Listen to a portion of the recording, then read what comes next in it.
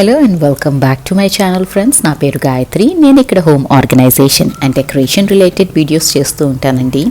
మీరు కనుక first time నా ఛానల్ని చూస్తున్నట్టయితే ఈ వీడియో చివరి వరకు చూడండి. నచ్చితే మాత్రం సబ్స్క్రైబ్ చేయటం అండ్ లైక్ చేయటం అస్సలు మర్చిపోవద్దు. సో సాటర్డే ఈవినింగ్ నుంచి ఈ వ్లాగ్ అయితే స్టార్ట్ చేసేసానండి. సాటర్డే ఈవినింగ్ కొంచెం గార్డెనింగ్ అయితే చేసుకున్నాను. చిన్నగా పాట్స్ అన్నీ కొంచెం గట్టిగా అయిపోయినట్టు ఉందండి మట్టి. సో అవన్నీ తీసి మళ్ళీ కొంచెం ఇసుక మిక్స్ చేసుకొని రీపాట్ అయితే చేసేసుకున్నాను. అండ్ డిన్నర్ అయిపోయినాక ఇవాళ మ్యాచ్ కదా, సో మా వాళ్ళు ఇదిగోండి ఈ స్నాక్స్ ఆర్డర్ చేశారు. ఇది ఫ్రోజన్ స్టఫే, రెగ్యులర్లీ తినవండి, కానీ ఇట్లాంటి స్పెషల్ ఒకేషన్స్ ఉన్నప్పుడు మాత్రం వాళ్ళు ఆర్డర్ చేస్తారు అండ్ నన్ను ఫ్రై చేసి ఇవ్వమన్నారు. నేను మాత్రం మ్యాచ్ అస్సలు చూడనండి. నాకు ఒక సెంటిమెంట్, నేను చూశానంటే ఇండియా మ్యాచ్ ఓడిపోతుంది అని. నేను ఇవి ఫ్రై చేసేసి నేను మాత్రం లోపలికి వెళ్ళిపోయి ఏదో చూసుకుంటూ ఉన్నాను మ్యాక్బుక్లో. కానీ నేను మ్యాచ్ లాస్ట్ ఓవర్ వరకు చూడలేదండి, అస్సలు చూడలేదు. అండ్ వాళ్ళకి మాత్రం ఈ స్నాక్స్ అన్నీ రెడీ చేసి ఇచ్చాను. అండ్ కింద ఆల్రెడీ డెకరేషన్ మాకేంటంటే బాల్కనీస్లో ఇట్లా చక్కగా లైట్స్ పెట్టేసుకుంటారండి. ఇండియా గెలిచిందని ఆ లైట్స్ అన్నీ ఆన్ చేసేసారు. ఎవరికి నచ్చినట్టు వాళ్ళు ఇండియా గెలుపుని సెలబ్రేట్ చేసుకుంటుంటే చాలా హ్యాపీగా అనిపించింది. అండ్ ఇక్కడైతే ఆ క్రౌడ్ చూసారా, ఎంతమంది జమ అయిపోయారంటే అక్కడ ఎంత క్రౌడ్ ఉంది. ఆల్మోస్ట్ లైక్ 1:30 వరకు వాళ్ళు గోలగా స్లోగన్స్ తీసుకుంటూ భారత్ మాతాకి జై అని అరుస్తూ భలే ఎంజాయ్ చేశారండి. ఇక ఫైనల్లీ పోలీస్ వచ్చి వాళ్ళని అక్కడి నుంచి ఖాళీ చేయించారు. అప్పటి వరకు అందరూ అక్కడే కూర్చొని అరుస్తూనే ఉన్నారు. అండ్ నేనేమో ఇవన్నీ చూసి నాకు ఎక్సైట్మెంట్ ఆగదండి, నిద్ర రాదు. అండ్ ఇండియా వరల్డ్ కప్ ఎన్ని ఇయర్స్ తర్వాత కదండి, 2011లో నాకు బాగా గుర్తు. నేను వైజాగ్లో ఉన్నాను, ఆర్కే బీచ్లో ఉండేవాళ్ళం మేము. ఆర్కే బీచ్ మొత్తం క్రౌడ్ అండి, ఫ్లాగ్ అట్లా తీసుకొని ఒక ప్రొసెషన్ లాగా చేసేసారు. I remember those days. And మళ్ళీ ఇవాళ సో ఇంకా రాత్రి మ్యాచ్, ఈ ఎక్సైట్మెంట్లో నేను అసలు ఏమీ సర్దలేదండి, అలాగే పడుకున్నాను. జనరల్లీ కొంచెం సెట్ చేసి పడుకుంటాను, కానీ నిన్న మ్యాచ్ హడావిడిలో మాత్రం అస్సలు ఇంకేం ముట్టుకోలేదు.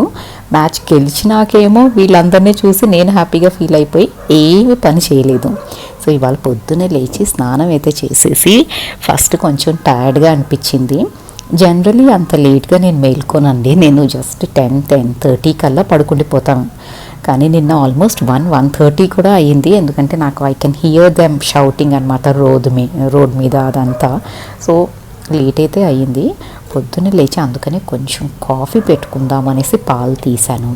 అండ్ పాల మీద మీగడ తీయటానికి ఇట్లాంటి గుంట గరిటె ఏదైతే ఉంటుందో దాంతో మనం మీగడ తీసుకున్నాము అంటే చక్కగా పాలన్నీ డ్రైన్ అయిపోయి ఓన్లీ మీగడ వరకు మనం కలెక్ట్ చేయటం ఈజీగా ఉంటుంది. అండ్ కొంచెం కాఫీ పెట్టేసుకొని కాఫీ తాగినాక ఇవాళ పూజ చేద్దామని డిసైడ్ అయ్యానండి. ఎందుకంటే మత్తుగా ఉంది. అండ్ ఆ మత్తులో వెళ్ళి పూజ చేస్తే సగం సేపు ఆవలిస్తూ నిద్రపోతూనే ఉంటాము. ఏం జపం చేస్తున్నామో గుర్తుండదు, ఎన్నిసార్లు చేసామో కూడా గుర్తుండదు నాకైతే. అందుకని కొంచెం బ్రెయిన్ యాక్టివ్ అయినాక పూజ చేసుకుందాము అనేసి ఇవాళైతే కాఫీ తాగేసి అప్పుడు పూజకి వెళ్ళానండి. అండ్ మాకు వాన పడుతుందండి, ఆల్మోస్ట్ లైక్ 1 వీక్ నుంచి పడుతుందేమో రెయిన్. అస్సలు ఆగటం లేదు, కాసేపు ఆగుద్ది మళ్ళీ వస్తుంది, ఆగుద్ది మళ్ళీ వస్తుంది. అండ్ ఆ వెట్ ఫీలింగ్ మాత్రం భలే టార్చర్ ఉందండి. నాకు వాన అంటే ఇష్టమే, కానీ మరీ ఇంత వాన అయితే నేను తట్టుకోలేనండి బాబు, చాలా కష్టంగా ఉంది. But I think farmers would be very happy with this rain అనుకుంటున్నాను. సో కొంచెం కష్టమైనా మనం భరించక తప్పదు కదా, నేచర్ని మనం ఏం చేయలేం. సో ఇంక మెల్లిగా లోపలికి వచ్చేసి ఫస్ట్ పూజా మందిరాన్ని కొంచెం సెట్ అయితే చేసేసుకుంటున్నానండి. అంటే పైన డస్ట్ ఏదైనా ఉంటే దాన్ని క్లీన్ చేసేసుకుంటున్నాను. మనం రెగ్యులర్లీ దీపాలు అగరబత్తి పెట్టుకుంటూ ఉంటాం కదా, సో ఆ మసి పడుతూ ఉంటుంది, అది క్లీన్ చేసేసుకుంటున్నాను నేనైతే ఇక్కడ. అండ్ ఈ క్లీనింగ్ అంతా చేసుకొని కాసేపు పూజ చేసుకున్నాక అప్పుడు ఇంకా పనిలోకి అయితే వచ్చేసానండి.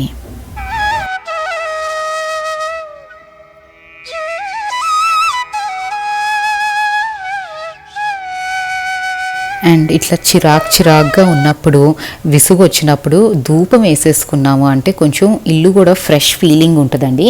అండ్ ముందు వాన పడుతున్నప్పుడు కంటిన్యూస్లీ ఒకలాంటి స్మెల్ అనిపిస్తుంది నాకు. సో ధూపం వేసుకుంటే కొంచెం ఫ్రెష్గా ఉంటుంది.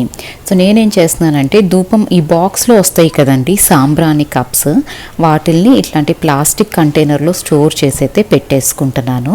సో అవి చక్కగా నీట్గా ఉంటాయి సెట్ చేసుకోవడానికి, అండ్ తీసుకోవడానికి కూడా హ్యాండీగా ఉంటాయి. ఆ కార్డ్బోర్డ్ బాక్స్ చాలా స్పేస్ తీసుకుంటుంది. సో ఇలాగైతే వీటిని స్టోర్ చేసి పెట్టుకోవటంలో ఈజీగా ఉంటుంది అన్నమాట మనకి. అండ్ దాని తర్వాత నేను ఇడ్లీ పిండి అయితే వేసేసుకున్నానండి. ఇంకా వీకెండ్ కొంచెం ఈ పనులన్నీ చేసుకోవాలి కదా, నిన్నైతే అసలు ఏ పని చేయలేదండి లిటరలీ. సో ఈ పెండింగ్ వర్క్ అంతా ఇవాళ ఫినిష్ చేసేసుకుంటున్నాను, ఇడ్లీ పిండి వేసేసుకుంటున్నాను. సో దట్ వీక్ అంతా కొంచెం ఈజీగా మనకి పని అయిపోతూ ఉంటుంది అనేసి. అండ్ ఆల్సో ఈ ఇడ్లీ పిండి కానీ వీటిని ఏదైనా నాకు బ్యాటర్ని చేత్తో మిక్స్ చేయటం అన్నది అలవాటండి. ఈ మధ్య నేను చూస్తున్నాను కొందరు గ్లవ్స్ వేసుకొని మిక్స్ చేస్తున్నారు ఇంట్లో చేసుకునే పిండికి కూడా. అది నాకు ఎందుకో నాకు చాలా వింతగా ఉంటుందండి అది చూసి. మనం ఇంట్లో చాలా హైజీన్ మెయింటైన్ చేస్తాం కదా, అండ్ ఏదైనా మన హ్యాండ్తో మనం చేసేది ఆ టేస్ట్ అది వేరే ఉంటుందండి. ప్రతిదానికి గ్లవ్స్, స్పూన్, ఇట్లా యూస్ చేసి కొంచెం స్టైల్గా ఉంటుందేమో చూడటానికి, కానీ but that is not the way we Indians cook food, right? నాకైతే అది అనిపిస్తుందండి. నేను ఎవరిని ఉద్దేశించి అయితే మాట్లాడట్లేదు, but I'm seeing few videos, కొంచెం వింతగా అనిపిస్తుంది. ఇలా కూడా చేస్తున్నామా మనము, ఇంట్లో ఇలా చెయ్యం కదా అనిపించింది. అదే నేను మెన్షన్ చేస్తున్నాను. అండ్ ఇవాళ బ్రేక్ఫాస్ట్కి ఒక హెల్తీ రెసిపీ అయితే తీసుకున్నానండి. కొంచెం దోశ బ్యాటర్ ఉండి, కొంచెమే ఉందండి, ఇటు అటు కాకుండా దాంట్లో కొంచెం బాంబే రవ్వ వేసేస్తాను, ఉప్మా రవ్వ వేసేసుకొని హెల్తీగా చేయటానికి రాగి పిండి కలిపేశాను. అండ్ క్యారెట్, పచ్చిమిరపకాయలు అండ్ కరివేపాకు వేసుకున్నాను. ఉప్పు, కారం, పసుపు, జీలకర్ర అండ్ నువ్వులు వేసానండి. నువ్వులు చెప్పాను కదా తాలింపులో అన్నిట్లో నువ్వులు వేస్తున్నాను అనేసి. సో ఈ పునుగుల్లో కూడా నువ్వులు వేసేసుకొని అంతా మిక్స్ చేసి పునుగులు అయితే చేసేసుకుంటున్నాను. అండ్ దీన్ని మాత్రం నేను కోకోనట్ ఆయిల్లో చేస్తున్నానండి. కోకోనట్ ఆయిల్లో ఈ పునుగులు చేస్తుంటే చాలా మంచి టేస్ట్ వస్తుంది. అండ్ అసలు ఆ స్మెల్లే చాలా ఎపిటైజింగ్ ఉందండి, భలే ఫ్లేవర్ఫుల్గా వస్తున్నాయి.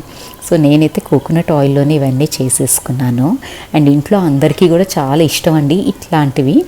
మా ఇంట్లో హెల్దీ ఫుడ్ అంటే ఎవరు పెద్దగా ఫీల్ అవ్వరు, కొంచెం కష్టమైన ఏదో ఒక రకంగా తినటానికి అయితే ట్రై చేస్తారు. ఎస్పెషలీ మా అమ్మాయి, మా వారైతే తనకి ఏది పెట్టినా హెల్దీ అంటే చాలు తను తింటారు. కానీ బొంబాయి రవ్వ అనేసి కొంచెం స్కెప్టికల్ ఉండే, కానీ రాగి పిండి కూడా వేసాను కదా, so it balanced it out అన్నట్టు ఉంది.